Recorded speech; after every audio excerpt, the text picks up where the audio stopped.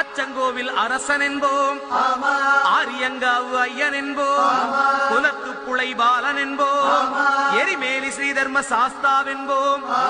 சொரிமுத்து ஐயனார் அப்பன் என்போம், ஜோதிச ரூபன் என்போம், மகர்ஷி மர்தன் என்போம், மணிகண்ட சுவாமி என்போம், சுகுணவிலாசன் என்போம், சுந்தர ரூபன் என்போம், ஜாதி மத பேதமில்லா கடவுளாம், சத்திய வடிவான தெய்வமாம், ஆபத்தில் காப்பவனாம், அன்னதான பிரபுவாம்,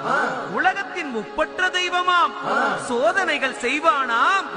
ஆனா கைவிட மாட்டானாம். அப்படிப்பட்ட சாமி ரொம்ப சிறுசையா, ஆனா சக்தி ரொம்ப